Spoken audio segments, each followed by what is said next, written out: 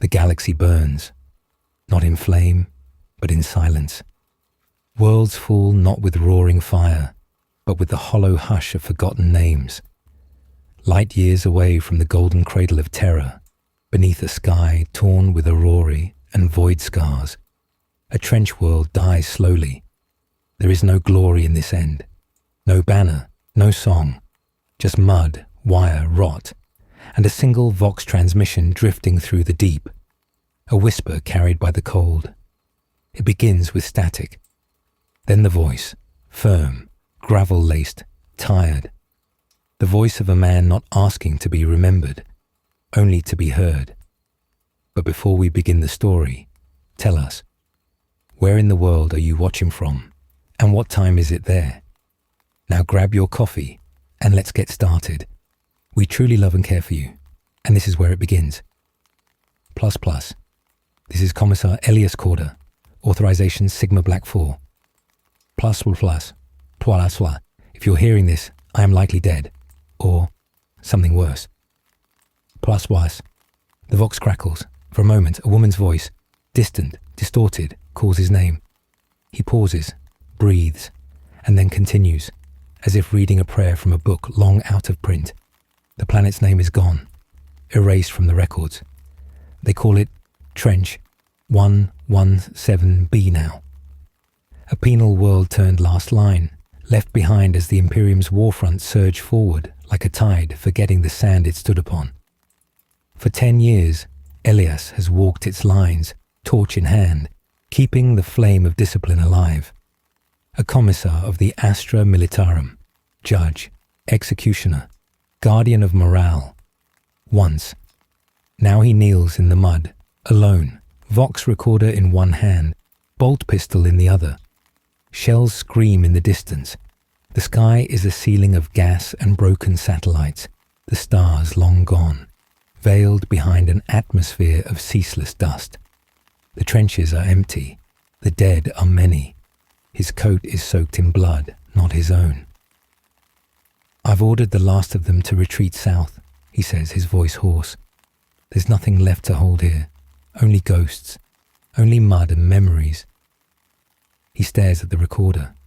It stares back, unblinking. It wasn't always this way, he murmurs, quieter now, as if ashamed. When I first landed, I thought this would be routine. A trench war against a chaos cult, dug into the planet's bedrock. A few months of sieging, purging and glory. Then redeployment, honors, promotions. He laughs, low and bitter. But we never moved. We dug in. They dug deeper. Then they stopped being human, and we stopped being sane. Behind him, the wind howls like a dying machine. Torn canvas flaps. Somewhere beneath collapsed sandbags, a Vox unit weeps the same 3 notes, over and over. Elias closes his eyes. His face is pale, streaked with old scars and new grime. Beneath the peaked cap, his hair is greyed by dust and time. He looks not like a commissar, but a monument to one, a man made of discipline, hollowed out by memory. He speaks again. Her name was Renna, captain, loyal. I shot her 3 days ago. He waits, as if expecting judgment. She was right to question me, right to ask why the orders made no sense anymore, why High Command stopped answering, why the cultists seemed to know our movements before we did. But I couldn't let doubt spread, not in front of the men, so I executed her, quick, clean, in front of the regiment. His voice breaks. She smiled when I raised the bolt pistol, like she'd forgiven me before the shot. The recorder hisses softly. Elias draws a long breath and continues. There are things we found in the trenches, beneath the lower levels. Machines that spoke in tongues, corpses that didn't rot, voices in the static. At first we thought it was warp interference. Then psychers started screaming. Then they began to whisper. He stands slowly, joints stiff, as if rising from a grave. They offered me survival, immortality, to trade my discipline for dominion. My uniform for armor made of lies. I refused. Pause. I think.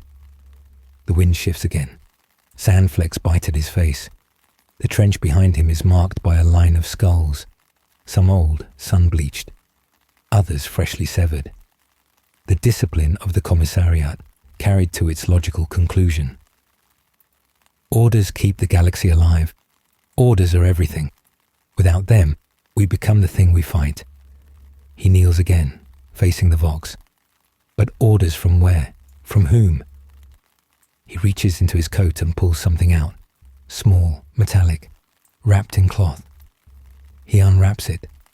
An aquila, imperial and gold, corroded, blackened, one wing shattered. Not by enemy fire, but by deliberate force. I broke it myself, he whispers. Not because I stopped believing, but because I couldn't tell if it was still him watching, or something pretending. Silence stretches. Then the Vox crackles again. A voice returns, feminine, warm, and utterly wrong. Not human, not machine. Elias, you have served well. We never left you. You are already eternal. He crushes the aquila in his fist.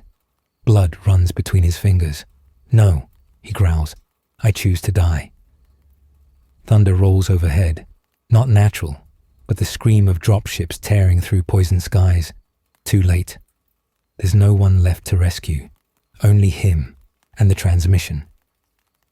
He lifts the bolt pistol to his temple, but stops, then lowers it. Instead, he speaks. Let this be my final order. If you find this world, do not reclaim it. Burn it, salt it, forget it. Let no man wear its mud upon their boots. Let no soldier walk its trenches and hear what I have heard. The Vox fades. Just static, just wind. Then quietly, soft as breath. Forgive me. And silence. Far above, in orbit, a servitor aboard a derelict cruiser detects the broadcast. It logs the signal, stores it in an archive labeled unresolved. There are thousands like it, millions, each a whisper from the grave, each a voice lost to time. But sometimes, just sometimes, someone listens.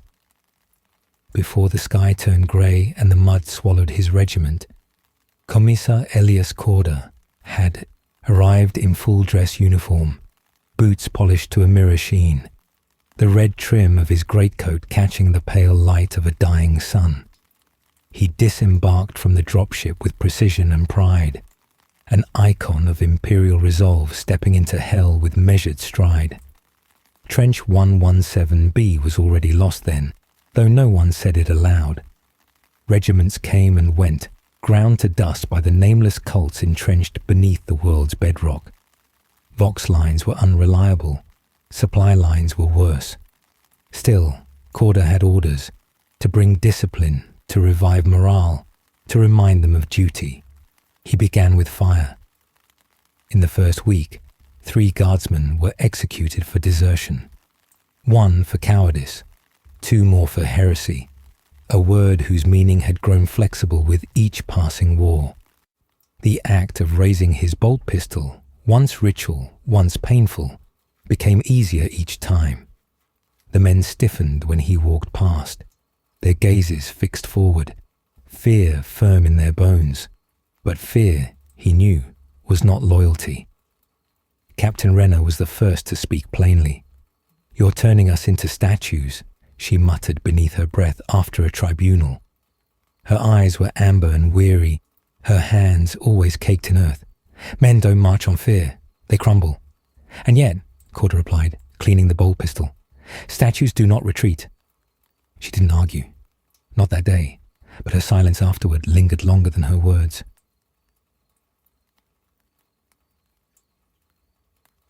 The trenches carved into Trench 117-B were unlike any other in the Segmentum Obscurus. Hundreds of kilometers of winding paths, fortified with plasteel and sanctified sandbags, layered over abandoned catacombs of unknown origin. No matter how deep the Imperium dug, the enemy always seemed deeper.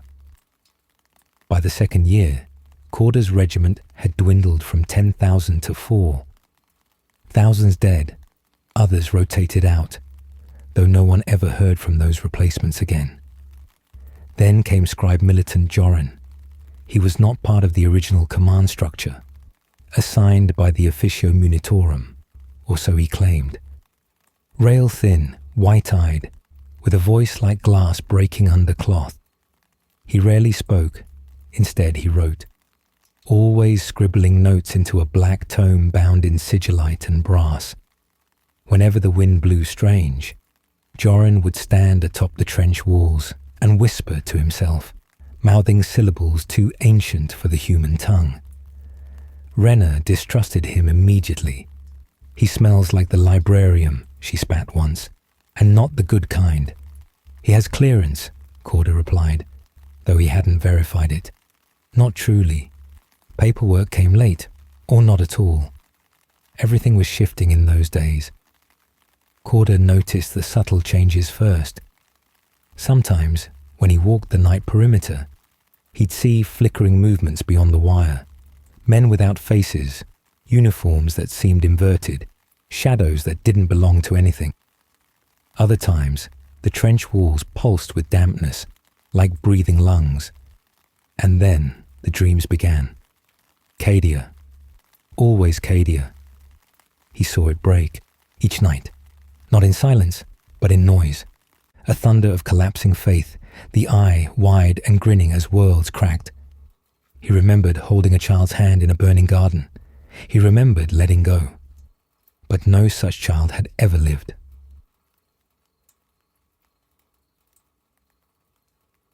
Talia Vex was a fresh-faced guardsman then, barely 16, pulled from some hive-world mining quota. The kind who lied about her age to serve the Emperor and never learned to regret it. She followed Corder like a shadow. Not out of fear, not out of awe, but out of faith. "You were on Cadia, sir," she'd whisper between shelling nights. "You were there. You saw the end and stood tall." "I didn't stand tall," he replied once. "I crawled away on my belly." She smiled like he was being modest. He never corrected her again. By the 5th year, the line had shifted. Not forward, not back, just elsewhere. Maps no longer aligned, compasses spun, and the enemy no longer fought in waves, but in whispers. Soldiers began turning up dead, not from gunfire, but from exposure to things they couldn't explain. Lungs full of thorns, tongues melted to wax, faces twisted into expressions that spoke ancient names. Corder tried to keep order, tried to hold the line, but fear grew teeth. Then came the day the Commissar General's orders arrived, broadcast directly from a command cruiser that hadn't been seen in orbit for months. Plus bios. Cleanse all sectors of suspected psychers, unverified astropaths, and unshielded non-combatants. Execute all refusing the litany of compliance. Plus bios. Renna read the orders aloud and went pale. "They want us to purge half the regiment," she said, voice low. "Then we obey," Corder replied, though his voice lacked conviction. She stared at him. "I followed your orders even when they made my soul shiver. But this is wrong, Elias. It's not our place to decide what's right," he said. She slammed her fist against the rusted table. "It is exactly our place. You think the Emperor wants us to slaughter terrified men because their mother tongue doesn't match High Gothic. You think he wants silence over justice. I think the Emperor wants victory. And you think that looks like this?" she asked, gesturing to the ruin around them. There was no answer, only the wind. That night, Corder stood alone at the execution post. He performed his duties, no hesitation. But when the last guardsman fell, he did not deliver a sermon. He did not quote scripture. He just stared at the bodies and whispered, "I'm sorry." Later, in the dark, he buried them himself. Not in mass graves, as was regulation, but separately, each with a lascarbine laid across their chest, each marked with a name etched in bullet casing. Joran watched him from the shadows, tome in hand. "You're slipping," the scribe said, voice distant. Corder didn't look up. "I'm remembering." "They won't remember you back. That's not why I do it." "No," Joran agreed. "You do it because you're afraid you already said yes." Corder froze. "What did you say?" But the scribe was gone. The next day, the walls of the trench moved, not metaphorically, literally. Corder stood atop the command dugout, watching as the pathways shifted by inches, plasteel groaning, mud folding in on itself. Talia Vex emerged from the eastern trench, eyes wide and bloodshot. "There's something under us, sir." She trembled. "I heard it breathing." Corder walked the line in silence that night, last pistol drawn. In the deepest trench far beyond the front line, he found a hole dug where no hole had been. Not a cave, not an enemy tunnel. A wound in the world, rimmed with bones warm with unnatural heat. From the abyss a voice rose, familiar, female. "Elias." He recoiled. "Renna." But she was dead. He stepped closer, not forward, down. The mud softened. The air grew thicker. Then he remembered himself. He stepped back, covered the hole with sandbags, marked it on no map. When he returned, he said nothing. But that night, his dreams changed. Renna stood in the trench, whole and smiling. The stars behind her were wrong. Kadia still lived in her gaze. "You can still join us," she said. "Who are you?" "We are the orders that free you, the loyalty that requires no blood." He woke screaming. The Vox beside his cot repeated the same phrase. Plus plus, awaiting final orders, awaiting final orders, awaiting final orders. Plus plus. He crushed it beneath his boot. At dawn, Joran approached him. "They know your name," he said. "Who?" "The ones beneath, the ones who wait. They remember Cadia too." Corder stared at the sky. It was bleeding. The rain never stopped on trench 117-B. It wasn't water, not really. It stank of chemicals and ash, fell thick like oil and clung to everything it touched. Beneath its endless descent, the world grew soft and unstable. Trenches collapsed without warning. Rifles rusted in hours. Skin blistered beneath flak armor. And somewhere deep below the ruin, the ground began to hum. Commissar Elias Corder heard it first in his dreams. A low resonance, not music, not speech, a rhythm, a heartbeat echoing through miles of stone and bone. Then the others began to hear it too. It started with scribe militant Joran. He stood atop a sandbag embankment one night, face upturned, hands lifted like a preacher in some back alley chapel. He whispered a hymn that no one else knew the words to. 12 stanzas of a prayer never written, each syllable older than the high lords of terror. When Elias pulled him down, Joran's eyes were black from edge to edge. "They are singing," he said, smiling through cracked lips. "They are remembering." Elias locked him in a collapsed munitions bunker, bound and sedated.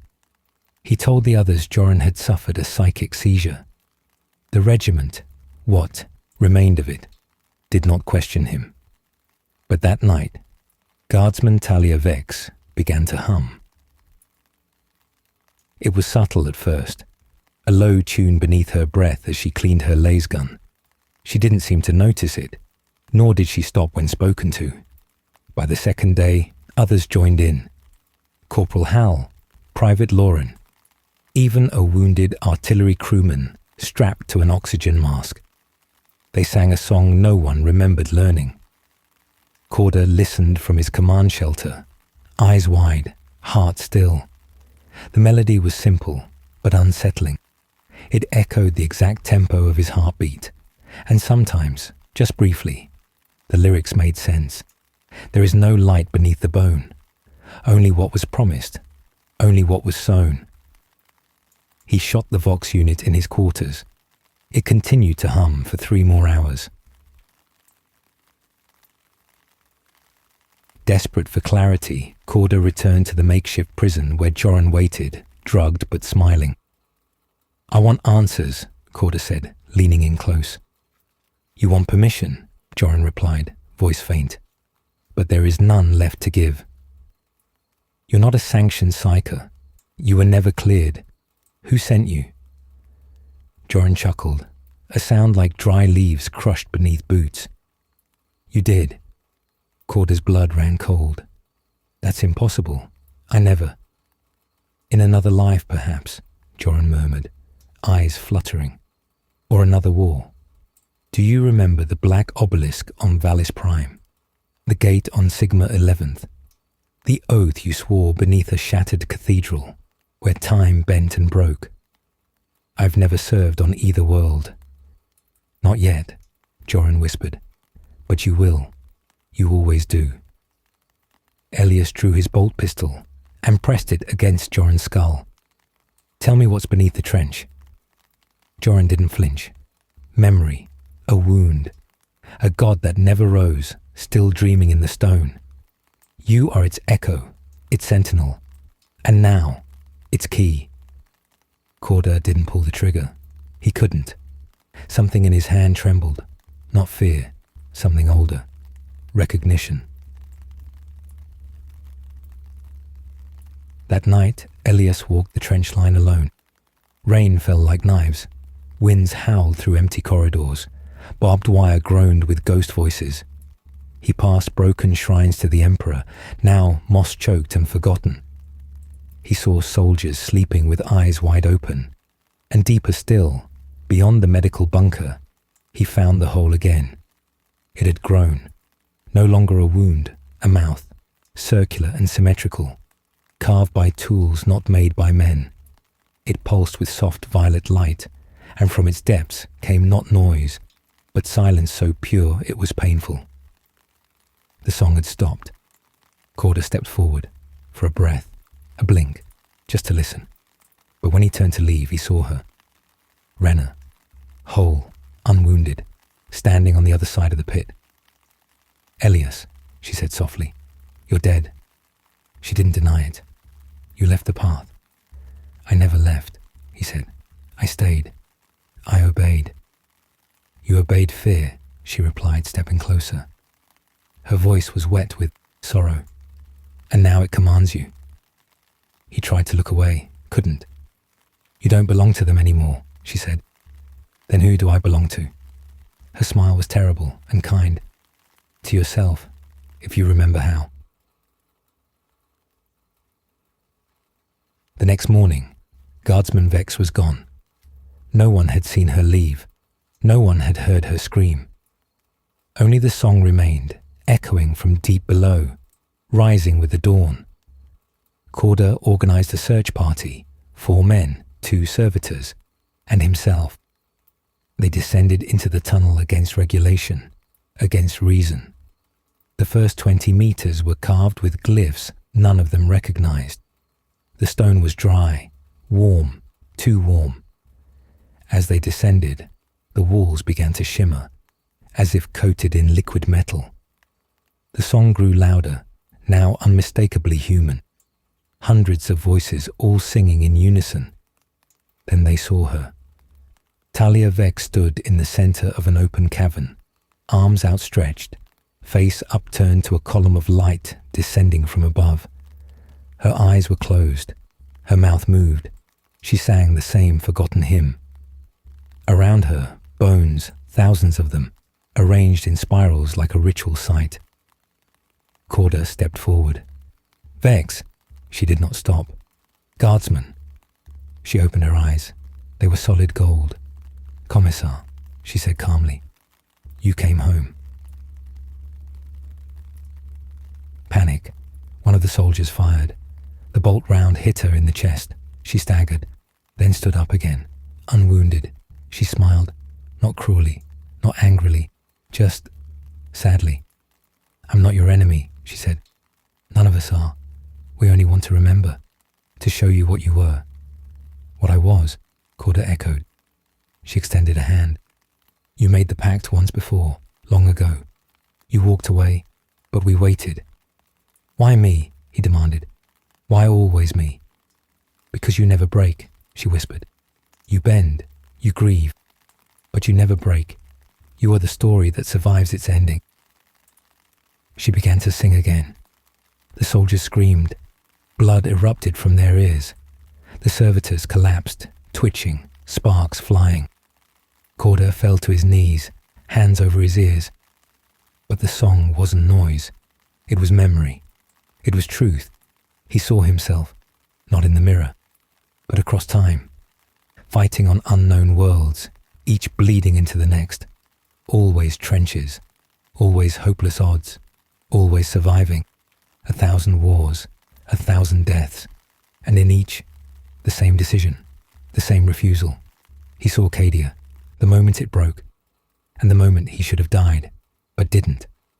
A voice had whispered to him then, in the rubble, not yet. When he woke, he was back in his bunker, alone. The other soldiers were dead. Joran was missing. The hole had collapsed. Talia Vex was gone. But in his hand, he held something he had not carried in years. A rosarius, blackened, cracked. It had belonged to Rena. He stared at it until the dawn light faded behind ash. Later, he found the Vox unit still intact in the chapel ruins. He repaired it with trembling hands, speaking not to any command, but to anyone.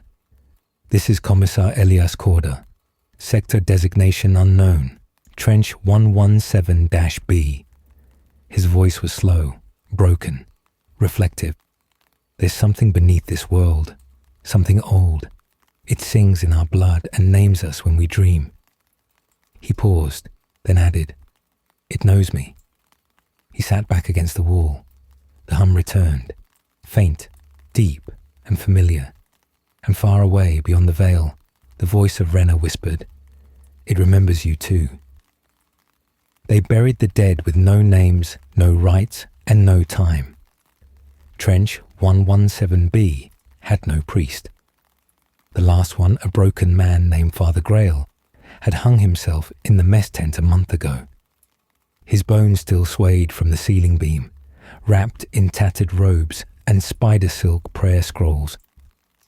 No one had cut him down. There was no time. There was only the war. And yet, Commissar Elias Corda paused. He stood over the broken bodies of the search party. Soldiers who had followed him into that cursed tunnel, trusting a man already haunted. Their names he remembered, their faces, their final screams. He lined them side by side in the wet trench mud. Las rifles placed neatly across folded arms. Rain pooled in their sockets. The song had gone silent for now. And Corda did something he had not done in years. He prayed. He didn't use the Emperor's name. The words were older, half-remembered phrases from a language he had once spoken in a dream. He carved a glyph into the dirt with his bayonet, a spiral like the one he saw in the bone chamber. When he rose, his knees ached, not from age, from weight. Weight he could no longer name. Back in the command shelter, he found a package waiting for him, wrapped in oilcloth, bound in red twine, no markings, inside a folded flag, regimental colours, worn, faded, its symbol obscured by ash. He brushed it clean. His heart stopped. It was the banner of the 317th Cadia Ghost Wardens, his original posting. A regiment annihilated on Catha's Reach nearly 30 years ago. He had watched them die beneath orbital fire. He had given the order. He had been the only survivor. How? He whispered. No answer. Only the hum. The same hum that had followed him from the tunnels. From the dead. from Renna's voice in the dark. The flag pulsed when he touched it, a single beat, like a heartbeat, and then came the dream. He stood again on Cather's Reach, amid burning trenches and shattered tanks. The sky was cracked glass. The ground bled smoke.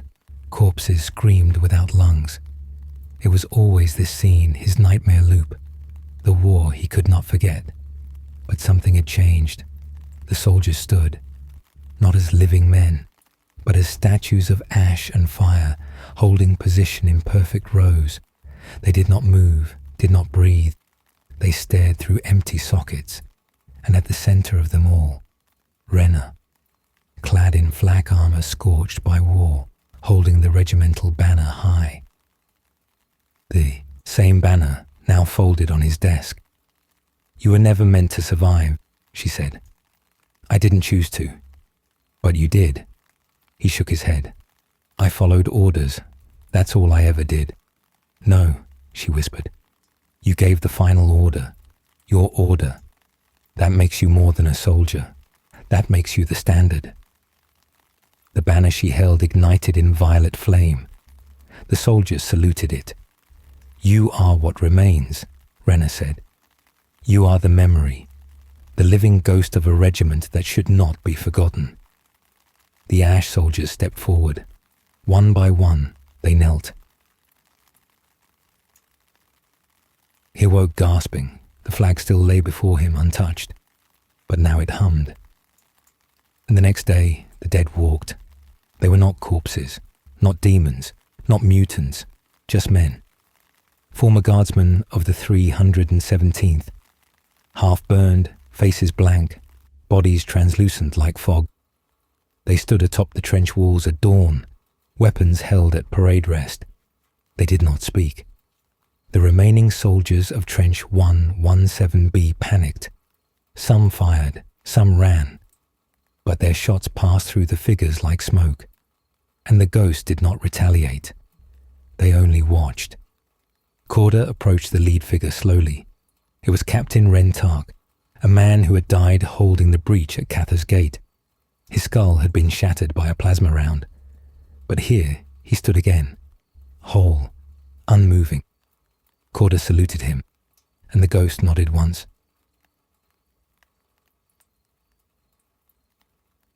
That night no one slept, and no one sang.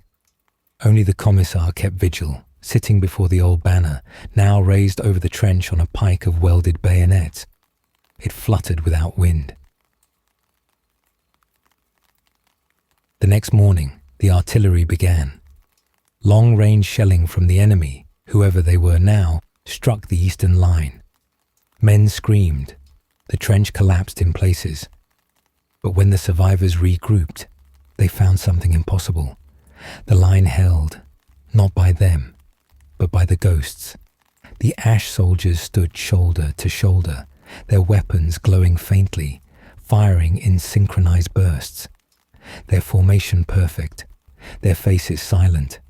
Not one of them fell, and the enemy never breached. Word spread across Vox channels, across broken squadrons, across other trenches. The name returned, Ghost Wardens. Soldiers who had died decades ago were seen marching through shellfire, singing, holding banners that had burned. By the sixth day, entire sectors were reporting them. Not just apparitions, but tactical units, coordinated, unshakable, moving between outposts that should have fallen, reinforcing where no reinforcements had been sent. And at the center of every sighting, a Commissar, tall, scarred, wearing a tattered coat, carrying a bolt pistol in one hand, and a black rosarius in the other.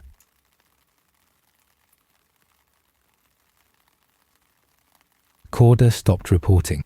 He stopped eating. He lived in the moments between the veil now, neither awake nor asleep. Each time he blinked, he was somewhere else. Another world, another war, always leading the same forgotten legion.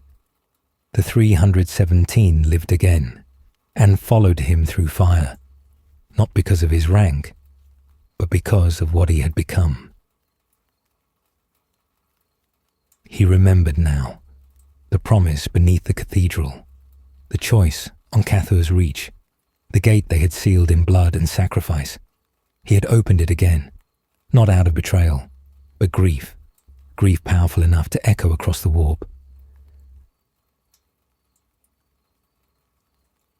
One by one, the trench soldiers began to change, not visibly, but in the way they moved, the way they stood, the way they watched the night, silent and still, no longer praying for rescue, but standing ready. They had no name, no rank, no orders, but they stood beneath the ghost banner, and they waited for whatever would come next. On the 7th day, the sky turned red, not from sunset, but from the tear in the fabric above, an opening in reality itself. The warp blinked, and something looked back. The ghost turned toward it, and smiled. Corda stood among them, unafraid. He had made peace with what he was, not an officer, not a leader, but a wound that would never close.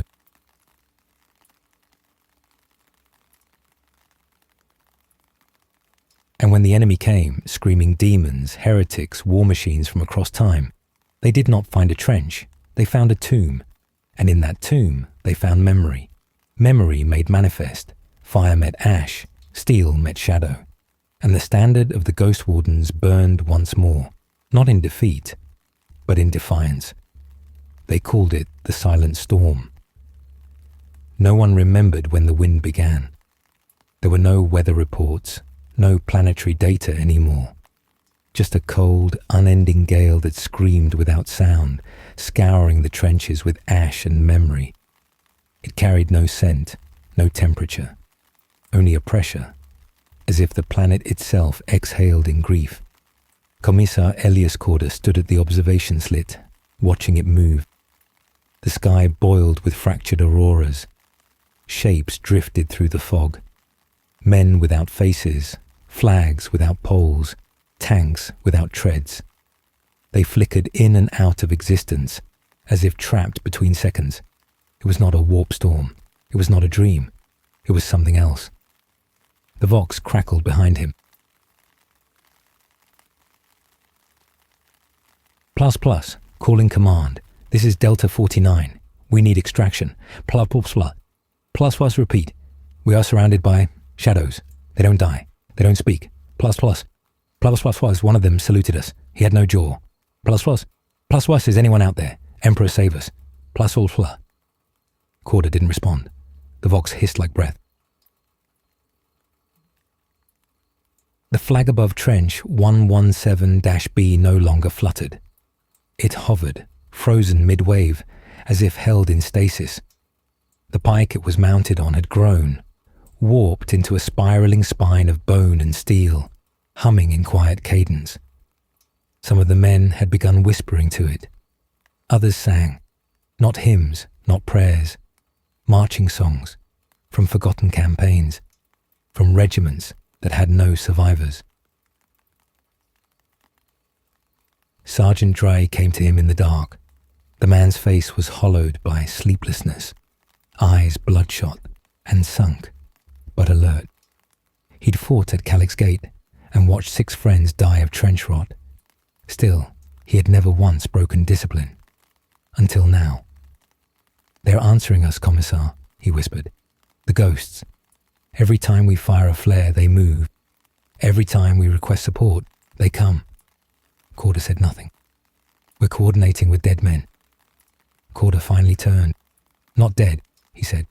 "Remembered." The front lines reported full withdrawal of the enemy by dawn. No artillery, no advance, no war cries, just silence. The kind that speaks of watching eyes, waiting. And in that silence, something new arrived. A child. She walked through the fog barefoot, dressed in a tattered cloak made of stitched regiment patches. Her eyes were pure black, reflecting the firelight in impossible ways. Her voice came not from her throat, but from every vox channel at once. She stood at the trench lip, smiling. "Hello, Commissar," she said through static. "They say you remember us." Corder stepped forward. The other soldiers backed away, weapons raised but trembling. He did not draw his pistol. "Who are you?" he asked. The girl tilted her head. "I am what remains." She raised her hand, and behind her, dozens of figures emerged. Not soldiers, children, all in patchwork uniforms, carrying rusted weapons far too large for their arms. Some had masks. Some wore Commissar hats too big for their heads. Others wore nothing but dog tags and soot. "The orphans of war," she said softly. "The dreams that never marched. The stories that were never told." Corder felt his knees weaken. One of the children stepped forward and held up a stuffed toy, stitched with the emblem of the 317th Ghost Wardens. Its eye was missing.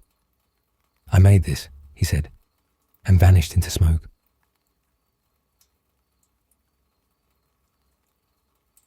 The girl nodded. "They remember you." "Why come to me?" Corder whispered. "Because you listened." The children turned, vanishing into the fog. Only she remained. "Tomorrow the veil will thin. You must decide." "Decide what? If you want them to rest or march?" Then she was gone, and the wind howled. He sat alone that night with a banner on his lap. It felt heavier now, woven not just with cloth but with oath. He dreamed again, not of war, but of a feast. A long, dark table beneath a black sun, set with silverware that shimmered like bone. Around it sat soldiers, generals, commissars, all faces he had seen in death. They raised glasses filled with ash. Renna sat across from him, her eyes shining with violet fire. "We died," she said, "because we were ordered to." "And I gave that order," Corder replied. She shook her head. "You carried it. That is not the same." The doors of the feast hall opened, and in marched the children. They took their places. They said nothing, but they stared, and Corder knew. They were waiting for a new order. He woke to gunfire, real this time, not spectral, not dreamed. The northern trench had collapsed. And Corder moved fast. No helmet, no flak vest, just his coat, his pistol, and the banner now folded under his arm. He reached the breach. The fog had parted, and in its place, a horde, chaos cultists, hundreds, screaming the name of a forgotten god, faces mutilated, limbs branded with runes. They surged through the breach like a tidal wave. Trench 117B would not hold, unless Corder climbed atop the barricade. He raised the banner and screamed.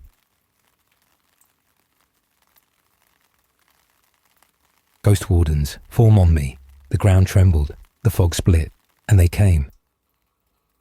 From every direction, down tunnel paths, out of cratered bunkers, from the very trenches they had died in, the dead marched. Ghosts in flak armor, veterans with broken faces, children with laser guns and fire in their eyes, all silent, all watching him. Corder planted the banner. The wind stopped. The world held its breath. He drew his bolt pistol. "Stand." The ghost did. "Hold." They raised their rifles. "Advance." And they charged. What followed was not a battle. It was memory made manifest. Ghosts fighting zealots, children shielding wounded men. Songs of old campaigns screamed like war cries. Every step a retelling, every strike a remembrance. Commissar Corder led from the front, not behind, not above, among them. His eyes burned violet. His heart beat with every fallen name. And when the smoke cleared, the enemy was gone, not slain, erased, as if they had never existed, and in their place, silence once more. Corder collapsed, the banner wrapped around him like a shroud, and for the first time in decades, he smiled. Morning never came, not truly. The skies remained a roiling canvas of grey and bruised purple, like the bruises of a dying god. Dawn was a suggestion, not a promise. In the trenches of Cadia's broken skin, time meant nothing. Daylight had long since surrendered to the ghost light of orbital fires and the flickering flare lines that drifted overhead like forgotten prayers. Commissar Elias Corder awoke beneath his banner, not in a bunk, not in a Medicaid ward, but in the mud. He rose slowly, crusted in ash, eyes hollow, muscles screaming. Around him, there were no corpses, no blood, just shallow footprints vanishing into the fog, dozens, hundreds, marching eastward, small ones, children-sized. The trench was utterly silent, save for the creaking of steel and the distant chant of a hymn that was never written. He was alive. He should not have been.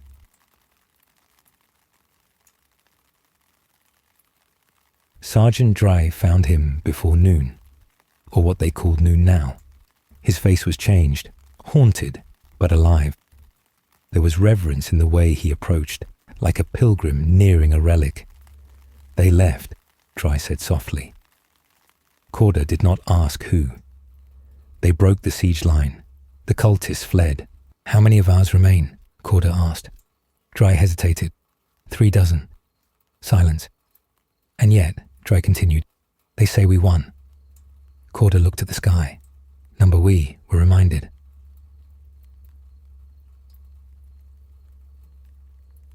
Later, they discovered a relic buried in the trench wall, just beneath the Commissar's post. A rusted box, caked in blood and time. Inside, wrapped in oilcloth, was a Vox recorder. Millennia old. Too old. They played it. It crackled for a moment, then a voice emerged. Software female. Measured. This is Captain Lyra Valen of the 317th Ghost Wardens. Coordinates, Carder Trench Line, Segmentum Obscurus. This is our final broadcast. We held the breach. All 700 of us. We held it so others might live. A long pause. If this is heard, know that we do not ask to be mourned, only remembered. That is enough. Static.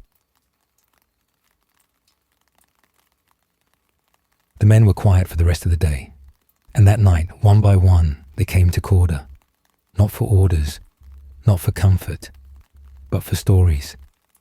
He told them of Renna's last stand, of the trench feast in his dream, of the girl made of ghostlight who asked nothing but to be remembered. And then, as dusk descended once more into grey, he did something unheard of. He unholstered his bolt pistol and placed it into the mud. I will not fire this again, he said, not unless I forget their names.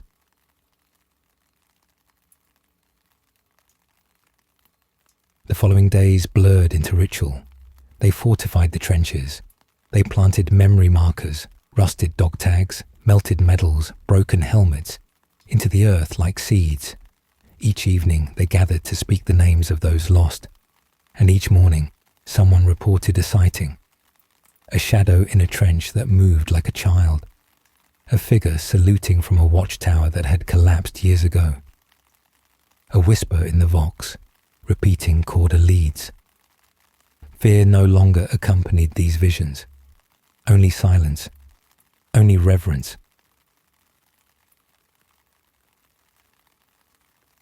Three weeks later, High Command finally made contact. A scout Valkyrie descended into the ash wastes with great caution, its engines trembling at the strange electromagnetic anomalies that still lingered. A junior officer stepped out, rebreather hissing, holding a data sheet. He blinked in disbelief as he looked at the trench. Still intact, still manned, alive. He approached Corder with a salute. Orders, sir. You and your regiment are to withdraw and debrief at Segmentum Base Alpha. Reinforcements will take your place. Corder looked behind him, at the men, at the banners of ash and cloth. at the empty foxholes where children once stood. "Withdraw?" he asked. "Yes, Commissar," the officer said. "You've done your duty." Corder stepped closer, voice quiet. "I haven't even begun." He declined the extraction, and so did his men. They did not do it out of defiance, or glory, or penance. They did it because they had made a vow to those who could no longer speak.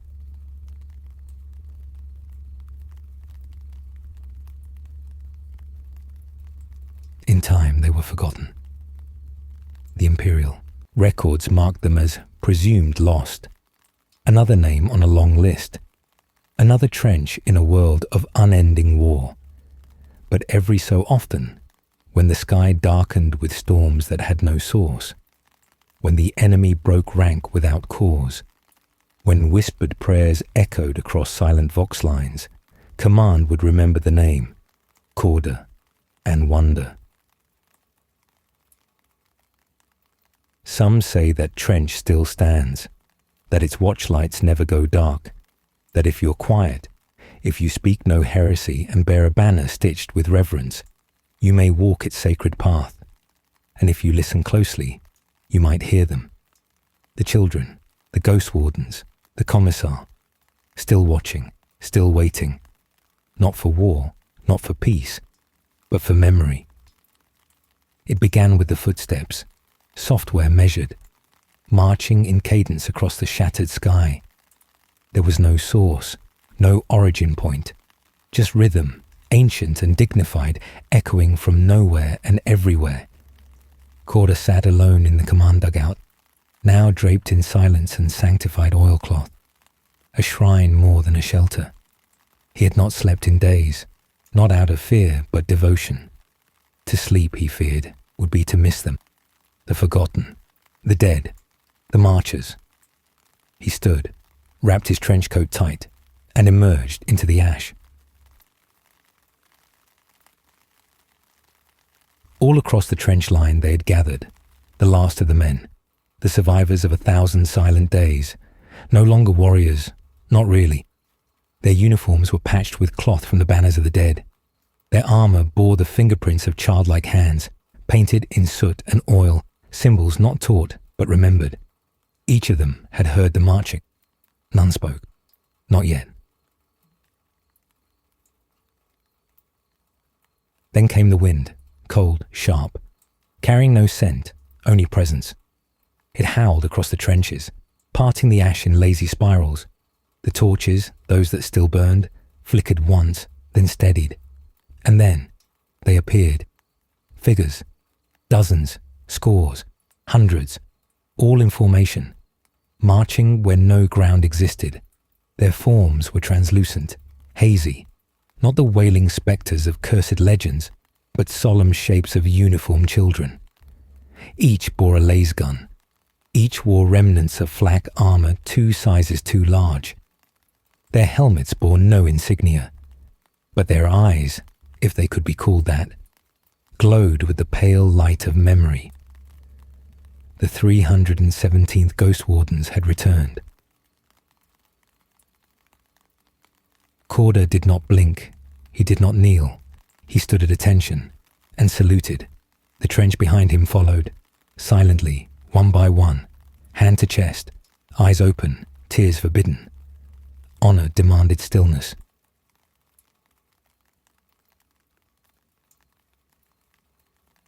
The marchers passed slowly, their boots never touching the ground. They filed along the trench walls, over the sandbags, through the broken wire and shattered hab units. Each turned their head ever so slightly to look upon the men. Not in judgment, but in unity. Corder saw them all. Renna was there, her shoulder healed, her helmet polished. The boy with no name walked beside her. Even little Jerick, who once mistook a flare gun for a flare fruit, marched in line, his tiny laser gun slung properly. They passed without sound. Only the slow beat of unseen drums marked their pace. The last to appear was the standard bearer, a child no older than 9, The banner he held was tattered, but its emblem shone with ghostlight, the aquila entwined with thorns. Beneath it, in faint script, "Remember us."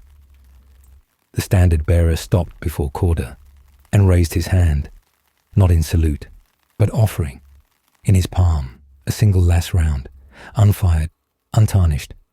Corda accepted it, held it tightly. It was warm. And then, without fanfare or farewell, the marchers began to fade, one by one, until the trench was empty again.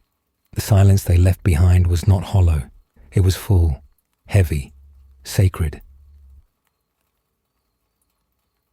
That night, the men did not speak. They sat by the trench edge, some writing in journals, others staring into the stars. A few wept quietly, not from sorrow, but from the unbearable grace of being remembered, and Corda, for the first time in months, allowed himself to sleep. He dreamed of a cathedral made from trench walls.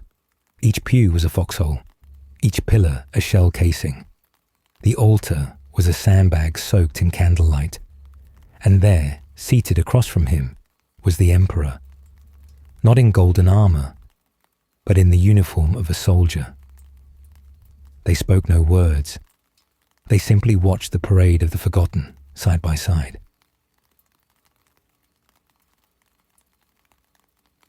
In the months that followed, stories spread. Pilgrims began to arrive. Not many, just a few sanctioned scribes, hollow-eyed veterans, and rare inquisitors seeking echoes. They were met with silence. No one was turned away, but none were allowed deeper than the outer trench. The inner sanctum, the heart where Corda stood, was sacred, untouched, and protected by whispers.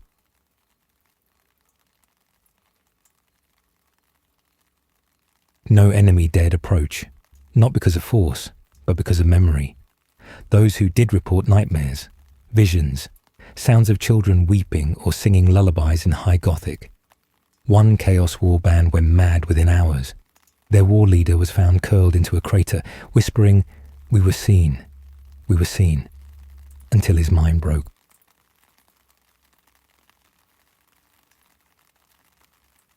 Corda remained. He would not leave, not even when Sector Command offered him honours, not even when the Ecclesiarchy offered him sainthood. He declined them all. "My place is here," he said simply. "I am not a saint. I am a witness."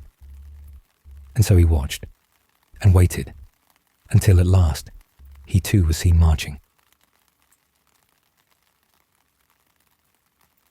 They say his ghost doesn't command, doesn't speak. He simply walks the trench at dusk, checking the sandbags, polishing the vox, whispering names. And the trench lives on, not as a battlefield, but as a memorial, a place where the forgotten are seen, where the unheard are sung, where even the emperor from his golden throne turns his gaze now and then, just for a moment, toward a broken trench beneath a grey sky, and remembers. There were letters, dozens of them, some written in neat practice script, others scrawled in shaky hands, half smudged with blood, oil, or the creeping mould of damp trench walls. Some were addressed to wives who would never read them, some to children too young to remember the faces behind the words, and some had no names, only vague greetings like, "My dearest," or "To you, if you still live." These were the last words of the forgotten, the unsent, the never delivered. Corda found them all in an old ammo crate beneath the ruined Vox Tower, sealed in wax, wrapped in canvas, preserved by chance or mercy. He opened none of them, not yet. The sky above the trench was blistered with ash and faint light. Night came and went without ceremony now, the planet's axis bent and broken by years of bombardment. Stars no longer twinkled, they watched. And tonight, they watched Corda. He carried the crate to the chapel dugout, a hollow made sacred by whispered prayers and battlefield myth. The icon of the emperor was carved into the wall, its eyes burned away by lass fire. A single candle burned beneath it, its flame steady, unwinking. Corder set the crate down, sat cross-legged before it, and began to read. He started with one marked simply, for Mara, age 6. It was written in a child's rhyme, clumsy but warm. I saw a bird today, in smoke so grey. It sang of home, and flew away. Be kind to Mum, and feed the cat, and don't let soldiers steal your hat. No name, no rank, just a locket of blonde hair inside. Corder folded the letter, pressed it to his forehead, then set it beside the flame. It did not burn. Letter after letter passed through his hands. Some were jokes, clumsy and crude.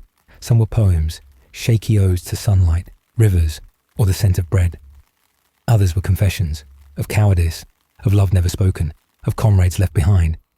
And in each, there was a common echo. I hope this finds you. I'm still here. Forgive me. Corder did not weep. He had forgotten how, but he felt something rise within him, not grief, but duty, a burden, a vow. These voices would not be lost. He summoned the scribes, not the tech priests, not the sanctioned recorders of battle logistics, but the trench scribes, the quiet ones, the men who wrote by habit, carved stories into lasgun stocks, and kept journals sewn into their sleeves. You will copy them, he said, each one, every name, every word, and you will keep them. One asked, for whom? Corder looked to the scorched icon on the chapel wall. For him, he said, and for those who forgot what he once stood for. Soon the letters were inked into parchment and metal, etched onto shell casings, carved into trench walls. A new creed formed. The words of the fallen are the Emperor's testament. Other regiments began to send their letters too, copies, originals, soot-marked scrolls delivered by stormcrows, servo skulls, and broken voxed Valkyries. The trench became an archive, a living reliquary, a sanctuary of silence and ink, and those who served within it, Corder's dying regiment, were no longer just soldiers. They were keepers.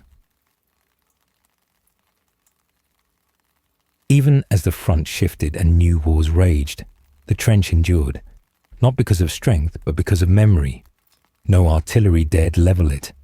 No chaos cultist defiled it. They felt the weight, the eyes behind the letters, the truths hidden within ink and ash.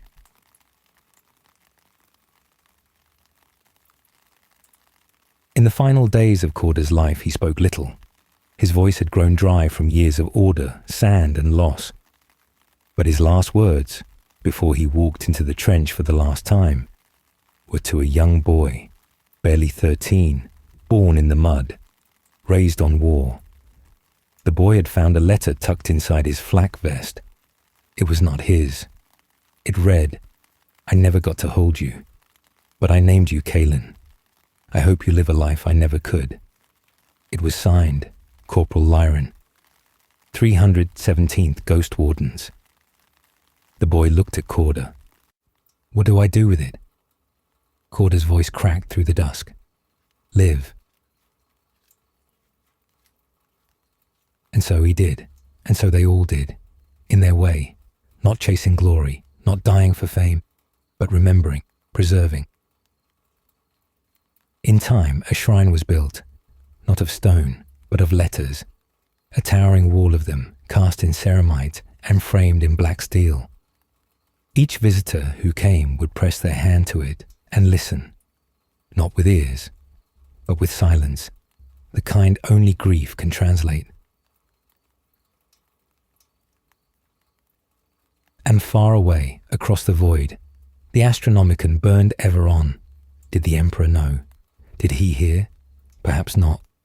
But somewhere, in a trench beneath a forgotten sun, The words of the dead still lingered, and that was enough. There was a time when Commissar Corder spoke with the fury of a thunderhead. His voice cracked through Vox units and trench lines alike, barking orders over the screams of dying men and the thrum of heavy artillery. His words were iron, unbending, unquestioned.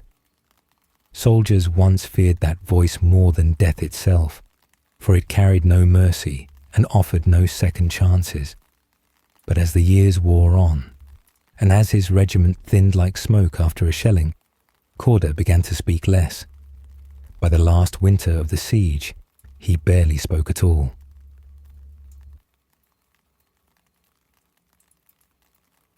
He would sit in the command dugout, wrapped in a thick grey cloak, his peaked cap casting deep shadows over his eyes. He listened to reports. He nodded or shook his head. He marked orders in red ink, precise and severe. But words, they had left him, not out of weakness, but because he had said all that could be said, ordered every charge, executed every deserter, lied to every dying soldier that their wound wasn't fatal, encouraged, threatened, prayed, and now, silence was the only truth that hadn't betrayed him. The men respected it, even feared it. Silence became sacred. When Corder walked the trenches, the Vox traffic went quiet. Jokes died mid-breath. Even the wounded muffled their groans. He would pass like a ghost in the fog, tall, still, expressionless. Yet every guardsman knew. His eyes missed nothing.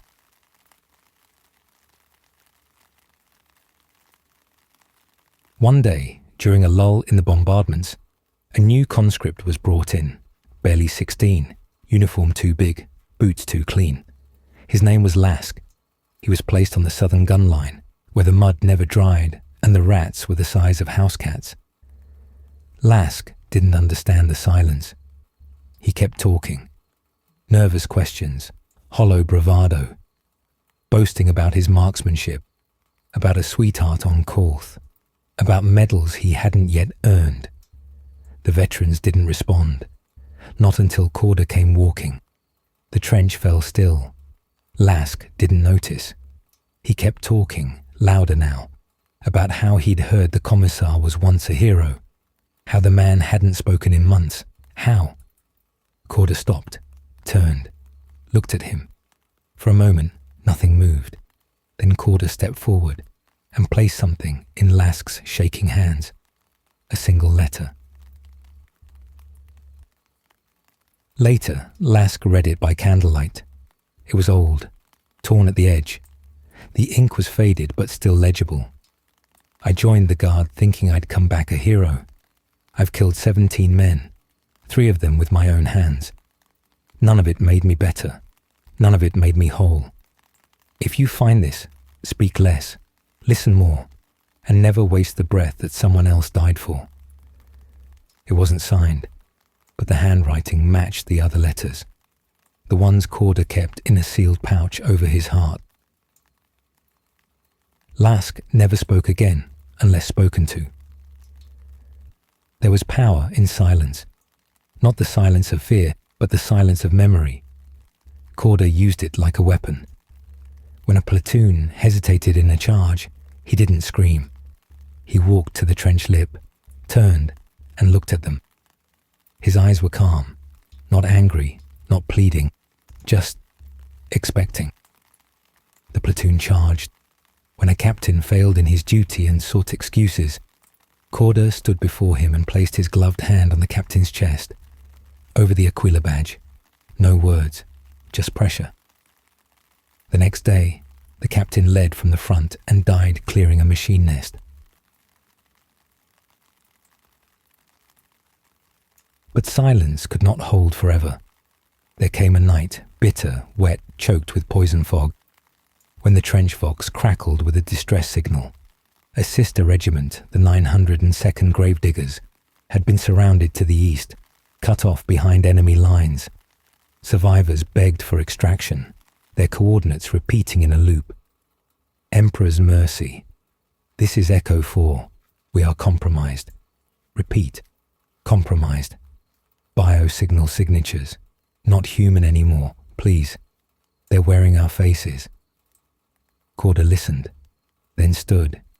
He looked at his command squad, what was left of them. No speech, no plan. Just a map, unrolled across a wet crate. A trembling finger pointed to a route through old minefields, collapsed tunnels, toxin-scarred woods. It was suicide. Everyone knew it, but they nodded anyway. Not because they believed they would survive, but because he had stood, because his silence had never asked anything selfish, because it was time to follow him, one last time. They moved through the dark like shadows. No songs, no chants, just the cold. When they reached the coordinates, there was nothing left, just corpses, dozens of them, still warm, their flak armor torn from within. Corder knelt beside one, a gravedigger sergeant. He turned the body gently. No face remained, just a smooth, fleshy mask, mouth agape in a scream that had no voice. One of Corder's men vomited. Another whispered, "Emperor, protect us." Corder did not pray.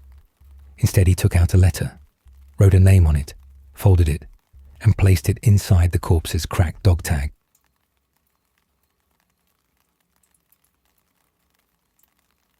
By dawn, the last of the gravediggers had been buried, and Commissar Corder's voice, for the first time in months, returned.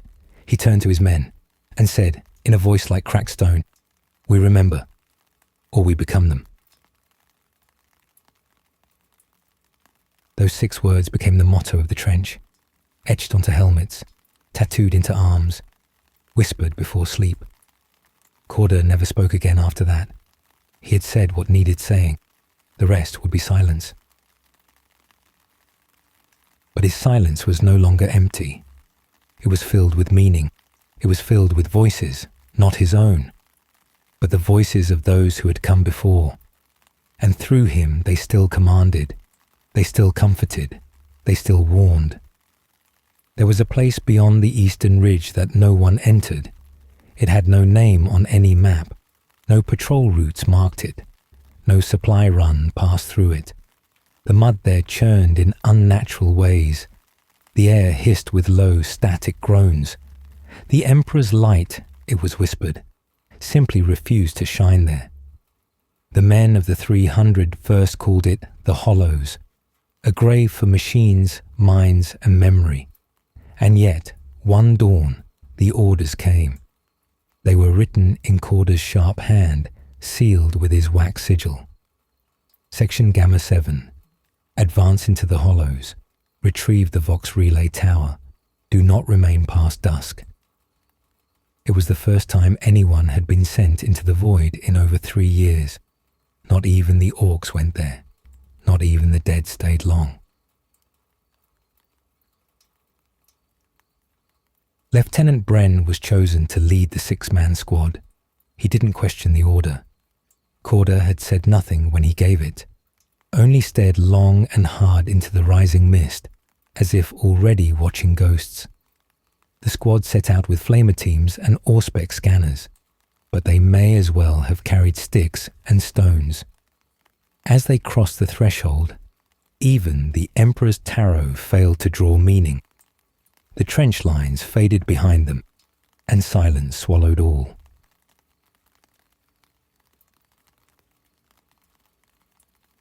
The ground shifted like breathing meat beneath their boots. Trees, long dead, leaned inward as if eavesdropping. Even the sky overhead, grey and endless, seemed wrong. Not corrupted, not chaos, just forgotten, as if reality itself had moved on. 3 hours in, they found the first Vox pole, snapped, melted at the top like candle wax, its internal runes pulsing with a slow red rhythm, like a heartbeat out of time. Corporal Yarrick stepped closer. The Vox signal suddenly hissed with static and whispered a voice that was unmistakably his own. "We should not be here, we should not be here, we should not..." Yarrick threw down the receiver and screamed. The squad kept moving.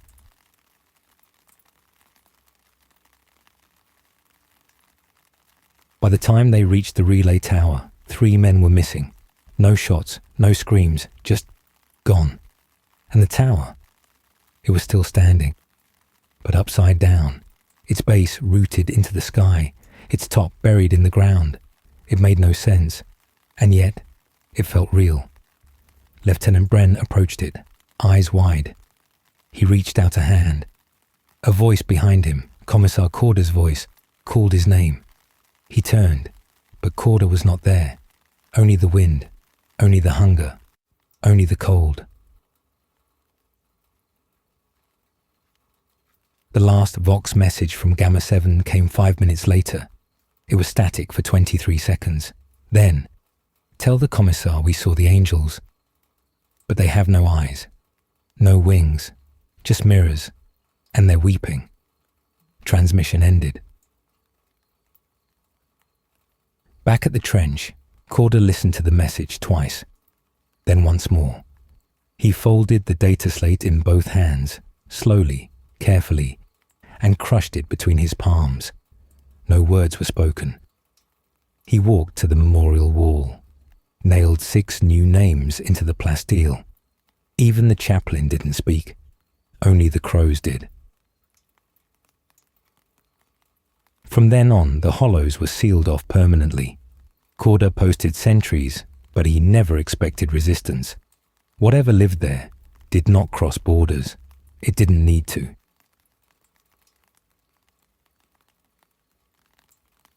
Weeks passed. The enemy pressed harder. Orcs in the north, cultists in the south, machines in the sky. Supplies dwindled. But something else began to creep through the trench lines. Something colder than death. Madness. A lieutenant tried to peel the skin from his hands, whispering that the bones underneath weren't his. A tech priest set fire to his own mechadendrites, claiming they were moving at night while he slept. Vox units relayed impossible messages, weather reports from Terra, battle logs from the Horus Heresy, love letters addressed to the Void. The regiment held, but barely. One night, a single figure stumbled in from the hollows, emaciated, bloody, eyes wide open, pupils shattered like glass. It was Yarek. He had a mirror nailed to his back, not hung, not strapped, nailed. He didn't speak, didn't breathe. He just pointed, back toward the dark. Corder came to the edge of the trench to see him, looked him in the eyes, and for the first time since the campaign began, Corder drew his bolt pistol and hesitated. Yarek smiled. Blood ran from his mouth in thin, deliberate lines. Corder looked down.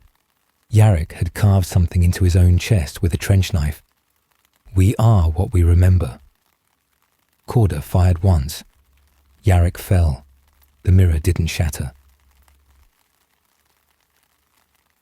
Afterward, Corder placed the mirror in a lead-lined box, locked it with 3 purity seals, and ordered it buried 10 kilometers away with a triple blessing from the Adeptus Ministorum. He did not attend the rites. He stayed in his bunker, and he wept.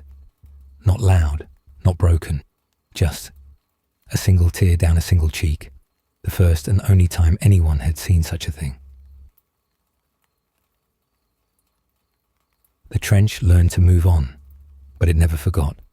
No man ever spoke of the hollows again. Even maps redacted the region. Some said Corder kept a new letter in his breast pocket, one not written by him. Others said he burned all his old letters and began again from silence. Whatever the truth, the Commissar changed.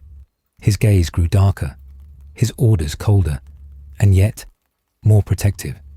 He no longer punished for cowardice, but for cruelty. He no longer demanded blind faith, but memory. He no longer whispered prayers to the Emperor. He whispered names. Names of the lost, names of the gone, names of those who had walked where no angels tread. The morning began without a sunrise, just grey, a thick, swallowing grey that did not lift with time. did not brighten with ours, and offered no shadow, no horizon. It was as if the world had been sealed in the inside of a corpse, cold, silent, and without direction. For the men of the 301st, this was not unusual.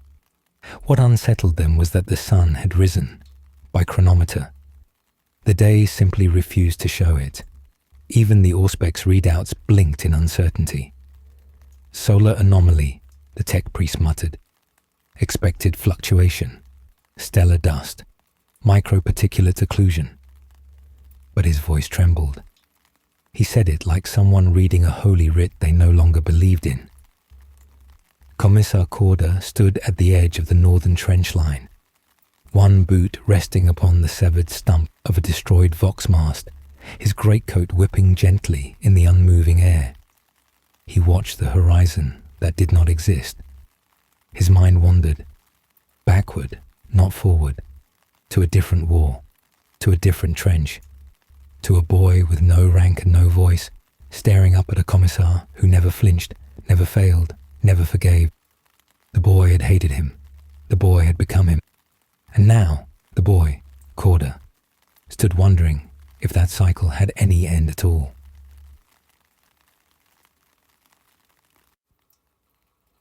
By mid-morning, the birds stopped singing. Not just the crows, all of them.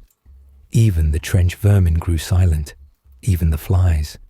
A stillness fell so absolute that the men began to whisper instead of speak, as if sound might break something.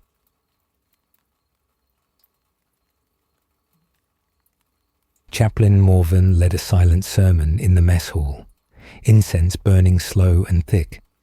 The Emperor's creed was spoken without chant. The men knelt. The hymn was recited only in breath, not voice. And outside, the air seemed to listen. By noon, the first lights appeared. They weren't flares, they weren't enemy signal bursts. They floated, small, hovering pale blue, like dying will-o'-the-wisps in a graveyard wind. They appeared at the edge of the trenches, then closer, then in them. None of the men moved. No laser guns were raised, because the lights weren't threatening. They were familiar. They shimmered and flickered like souls remembering how to glow. One floated past a guardsman named Reg. He gasped. It had the face of his brother, killed 6 months ago in the siege of Mortis Hive. Another orb shimmered with the voice of a child, saying, "Come home." Another bore the smell of a lover lost on a desert moon, far away.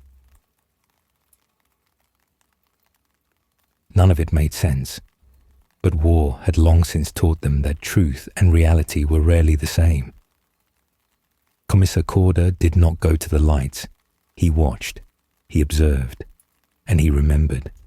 He remembered the stories the old men used to tell at the Schola, of psycho ghosts, of warp echoes, of ancient machines with memories older than flesh, drifting through dead zones, repeating emotions like broken Vox tapes. But these weren't threats. Not yet. They were promises. And that was worse.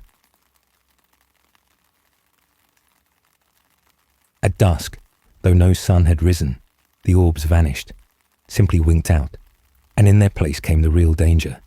Voices, not from without, from within.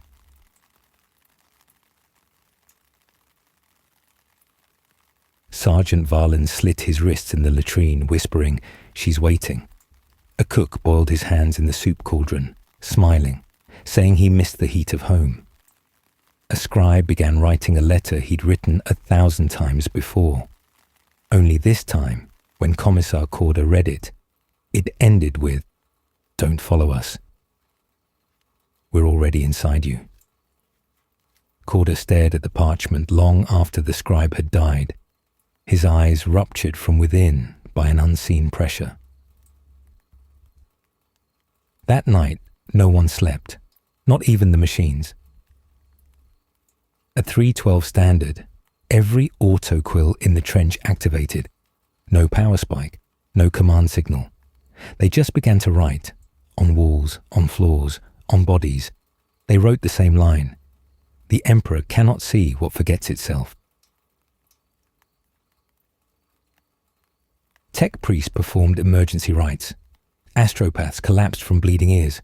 The trench began to shake. Not with bombardment, not with collapse, but with memory. Memory weaponized. Corder gave the order no one expected. Fall back. But fall back to where? There was no rear line, no extraction point, no reinforcements, just more mud, more ash, more graves. And behind them, the trench they had dug with their own hands, their home, their prison, was slowly sinking. Not into the ground, but into itself.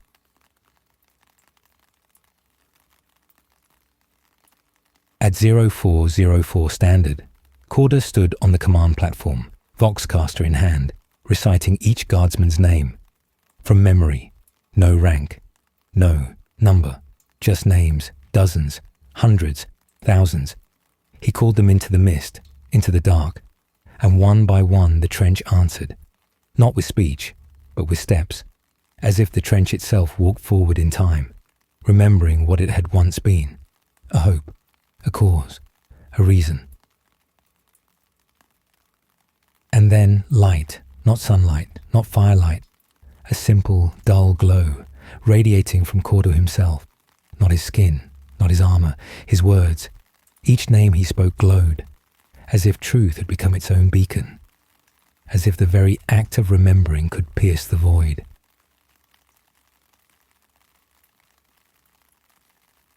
One by one, the men stopped hearing the voices.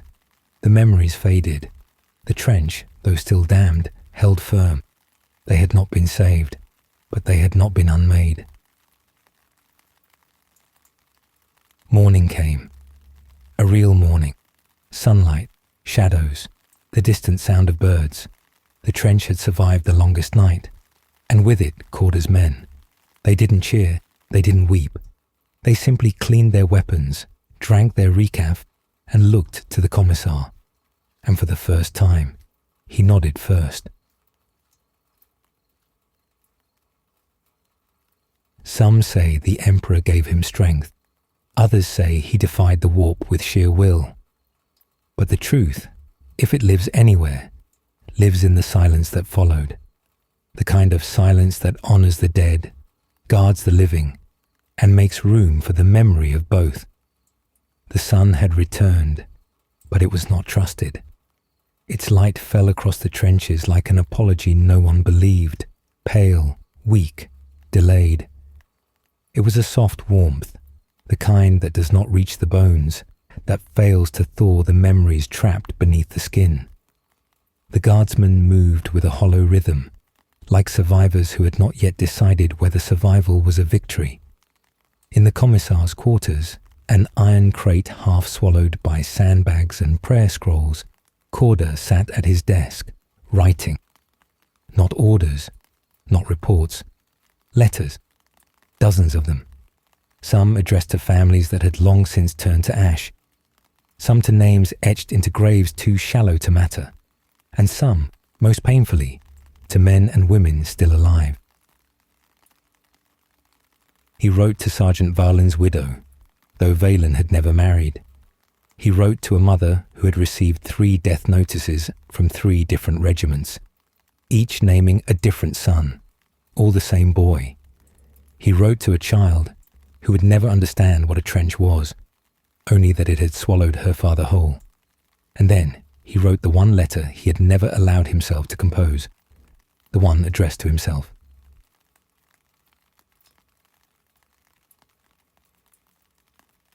To the boy I used to be, he began, and then stopped. There was too much to say, and not enough worth saying. So instead, he wrote what he knew the boy would hate. You were never brave. You were afraid every day, and that's why you were chosen. He signed it in silence, not with a name, but with a prayer.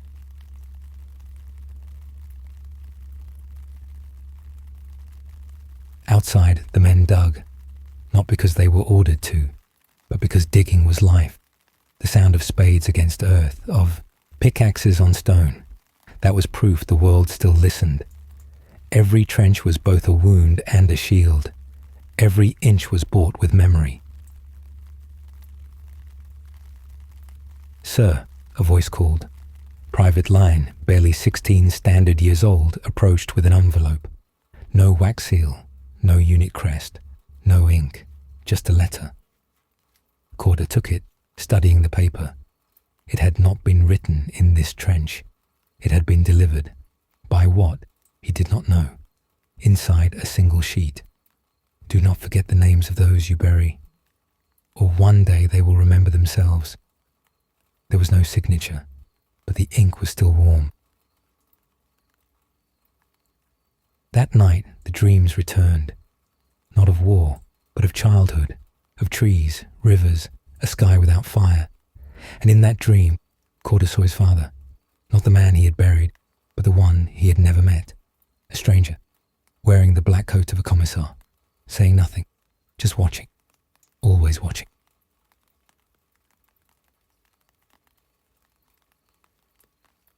He awoke with blood on his fingers, not his own, just a smear on his desk, no wound, no source, just memory, bled out into the waking world.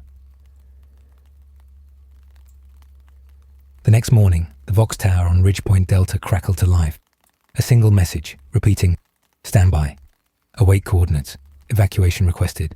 Status, pending." The men didn't believe it, nor did Corder, but belief wasn't required, only action.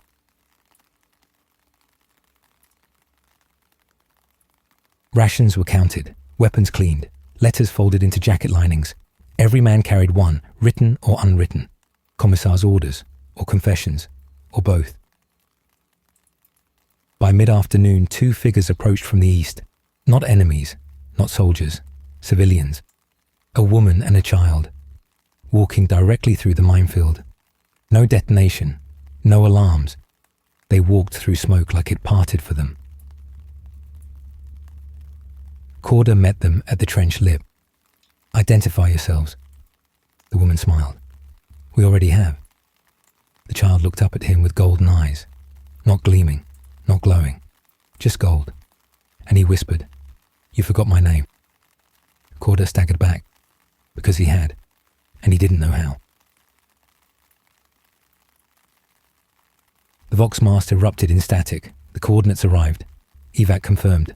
3 Valkyries inbound. Time to dust off. 90 minutes. The men didn't cheer. They packed, in silence, with ritual. Each fold of cloth, each sealed ammo box, felt like closing a coffin. Hope, in the trenches, always came with grief. As the sun began to set, Corder stood atop the central mound, watching the sky. The Valkyries arrived exactly on time. 3 gunmetal birds streaked with rust and promise. They landed without ceremony, doors open, engines whining. "Move," came the shout from Sergeant Drex. "Go, go, go." The men didn't run. They walked, like monks in procession, carrying names instead of weapons.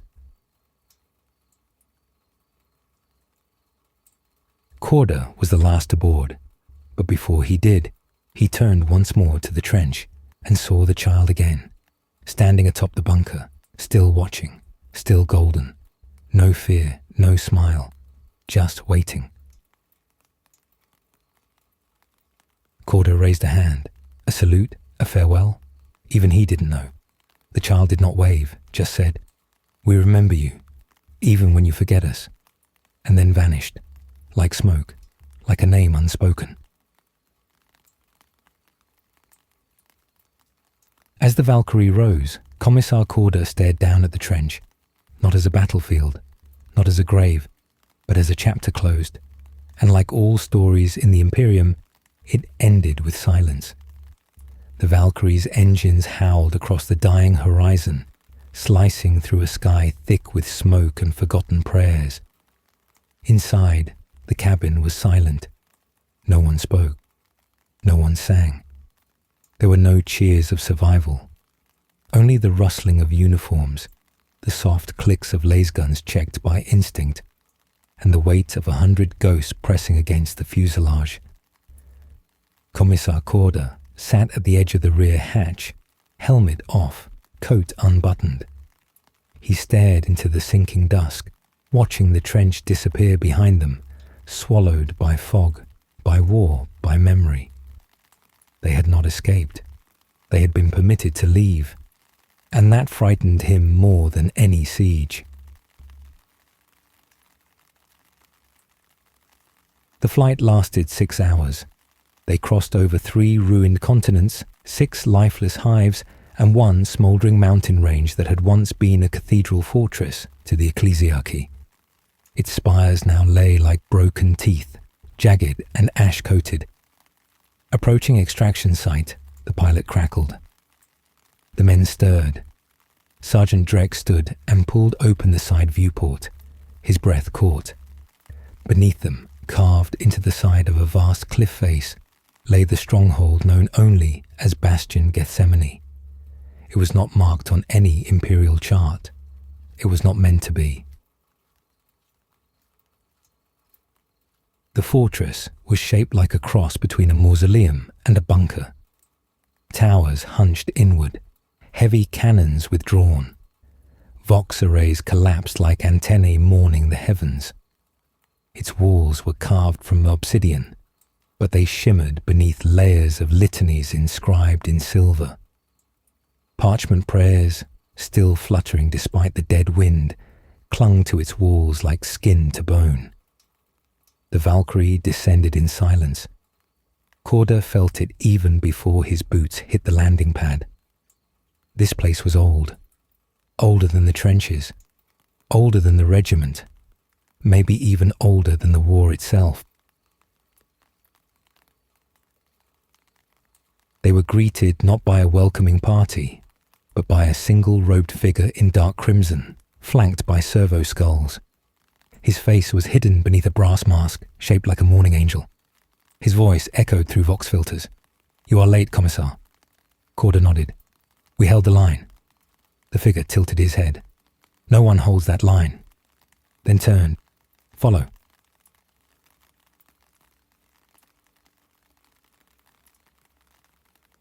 The soldiers were led down long corridors lined with banners of units long dead.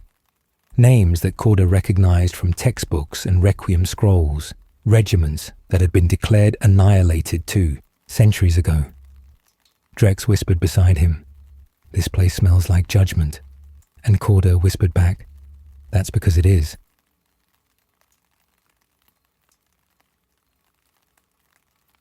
At the heart of Bastion Gethsemane lay the Hall of Ashes, an immense chamber lit only by the glow of slowly burning incense braziers. Along the walls, urns stood in perfect formation, thousands of them, each one sealed with wax, stamped with the aquila, and bearing a single name. Above them, etched into the stone, "We remember the unremembered." The robed figure turned to the regiment.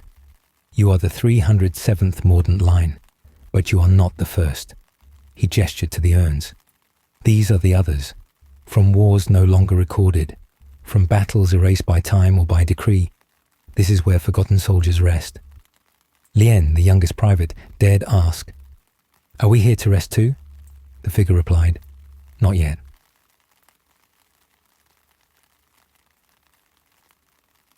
Commissar Corder was taken aside. Into a small chamber lined with relics, a broken bolt pistol, a child's drawing, a bloodied dog tag still attached to a shredded fragment of flak vest. The masked figure handed him a data slate.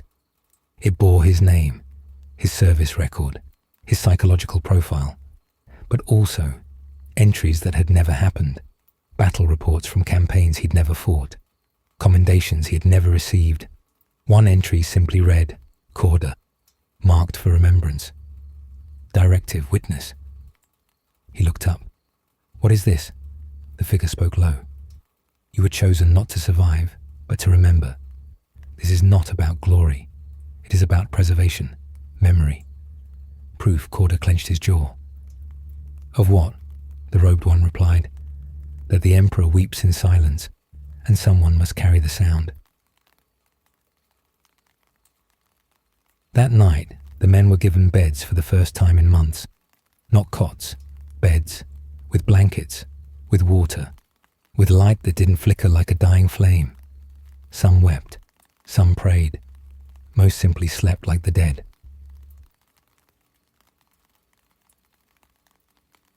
But Corda did not sleep.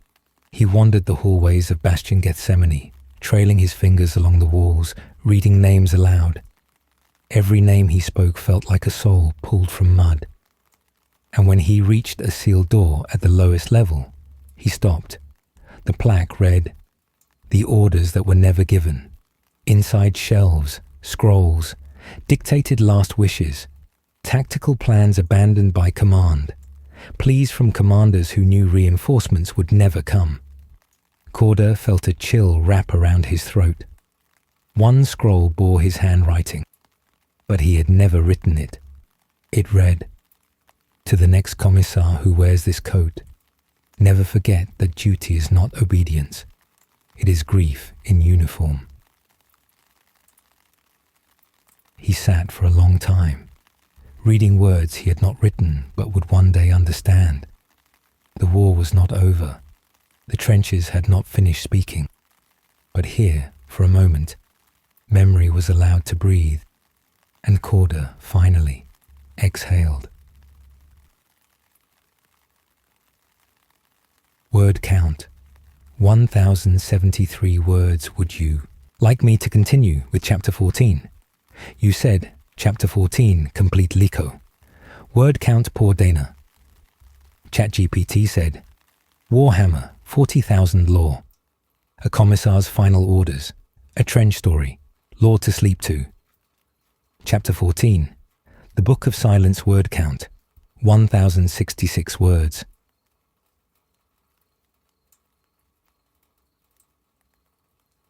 In the depths of Bastion Gethsemane, dawn never came. There was no sun to rise over the shattered plains outside, and the lights within the fortress glowed with a permanent dusk. Soft, flickering, unchanging. It was a place designed not for the living nor the dead, but for those who stood between them. Witnesses, survivors, unwanted relics of remembered pain. Commissar Corda awoke on a bench in the Hall of Ashes, his coat folded beneath his head, his las pistol holstered but unsnapped. A sentinel's sleep. He had drifted off while reading names aloud. He blinked, stiffly sat up, and looked at the hundreds of urns around him. One of them was missing.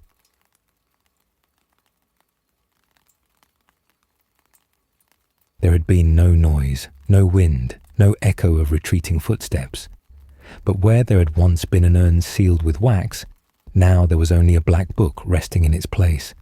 Its cover was cracked leather, etched in gold filigree, faded with time. It bore no title, no seal, no heraldry, only a single symbol burned into the surface, a broken aquila. He opened it, and the moment he did, he felt the air thicken.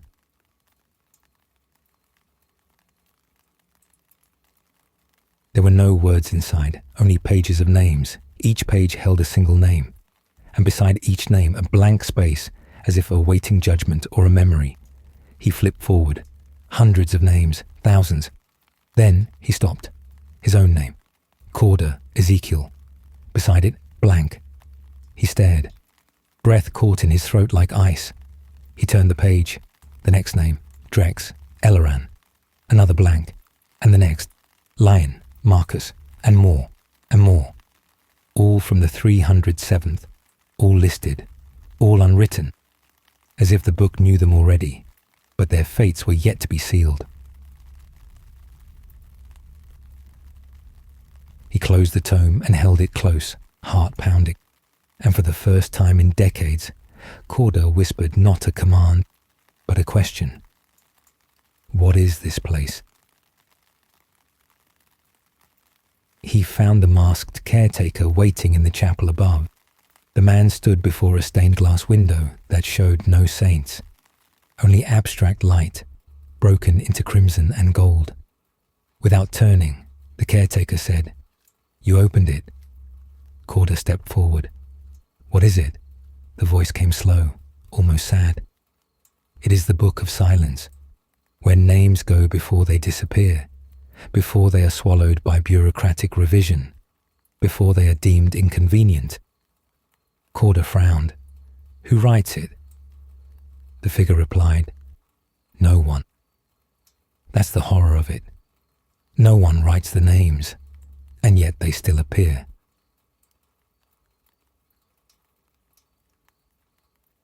Corder sat in the chapel pew, the book in his lap. His voice was dry. And what happens when the blanks are filled? The figure said nothing, only gestured to the far wall.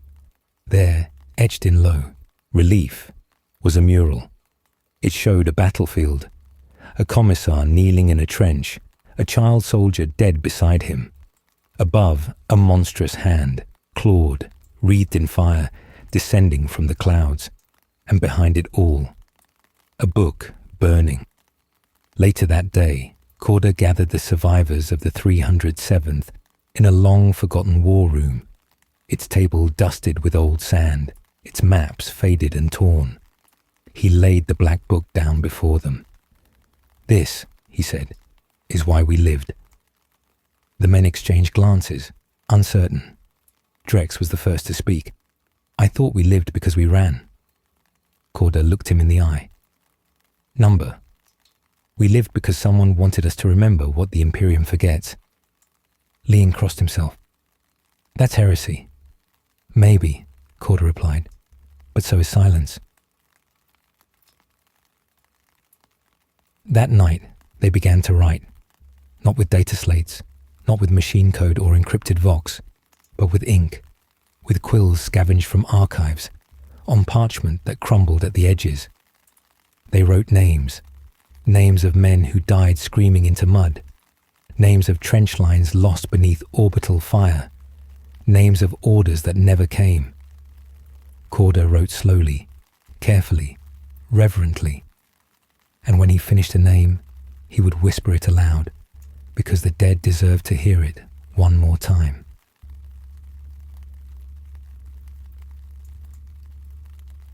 On the 7th night, a door opened in Bastion Gethsemane that had not opened in 1,000 years. A massive blast door, carved with the sigils of silence and mourning, slid aside with the groan of titanic chains. Behind it, a chamber of crystal coffins. Each coffin bore a stasis-sealed corpse. Commissars, generals, chaplains, scribes, all posed with their journals resting on their chests. This was the crypt of memory. The caretaker turned to Corder. It is time. Corder nodded. For what? The figure replied, to choose which memories survive.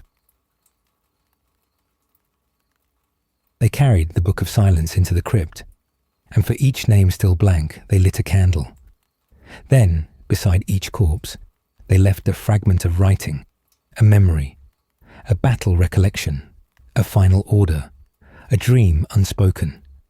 And at the heart of the crypt, where no candles would burn and no voices echoed, they placed a second book, this one unwritten, this one still waiting.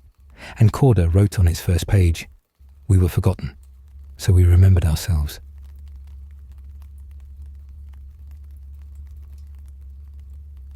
In the final hours of the 14th day, as the bastion fell once more into stillness, Corder stood at the edge of the landing platform. The Valkyrie was ready again, but this time, it wasn't for retreat, it was for return. Drex approached, laser gun slung low, gaze steady. Where are we going? Corder didn't smile, but his voice was calm. Back to the trenches. Leon blinked. Back? Why? Corder turned toward the ash-covered horizon. Because we are now the only ones who remember how they end. The trench was not where it had been. When Corder and his men returned, it was as if the earth itself had shifted. The lines were buried, the bastions collapsed, the mud hardened into obsidian crust. Not a crater remained, not a single shell casing, not a torn standard, nor a broken bayonet. Only silence, and wind that whispered like the breath of forgotten gods. He stepped forward, boots pressing into ground that once drank oceans of blood, and raised his eyes to a sky veiled in green auroras. The warp rift still burned, far off, an eye never blinking, watching, waiting. But the battlefield was still, too still, like a grave that no one mourned.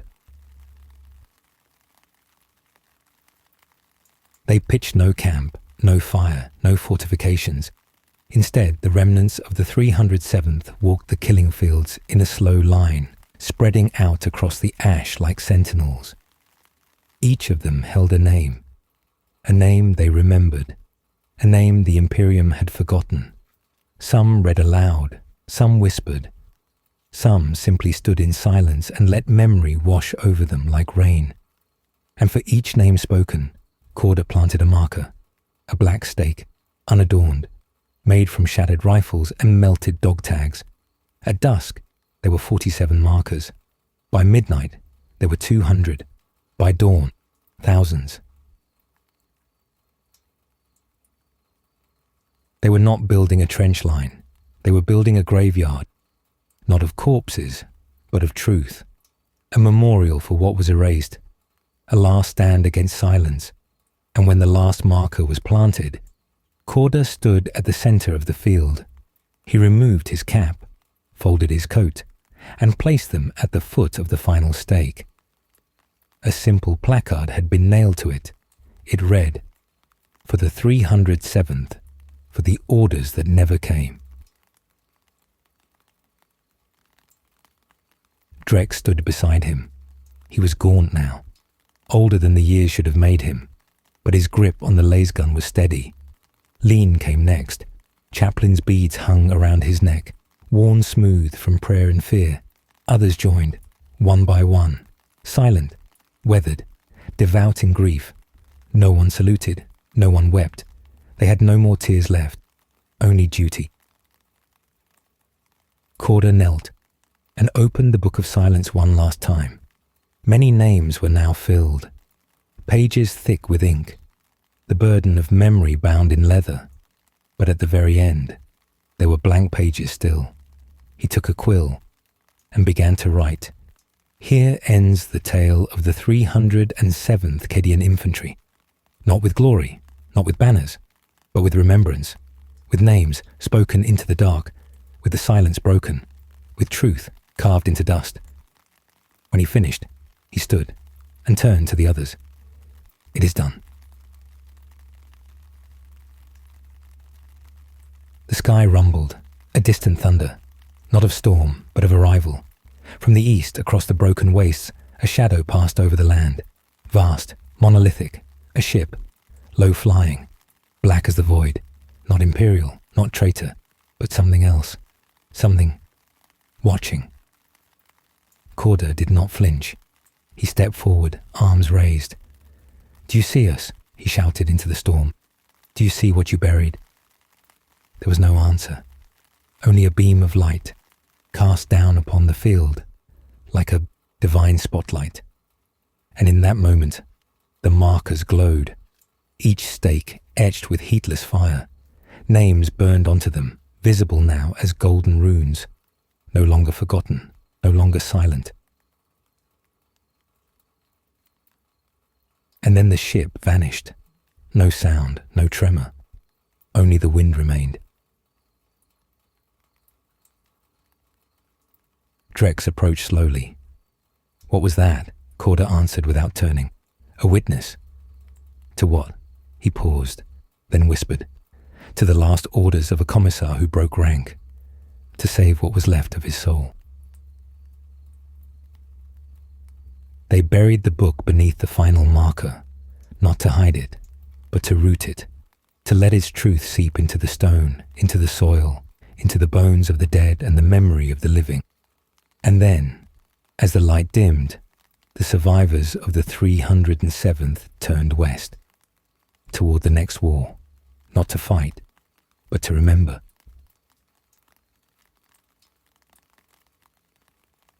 Many years later, a young scribe in the administratum found an entry that should not have existed, a forgotten regiment, a lost trench.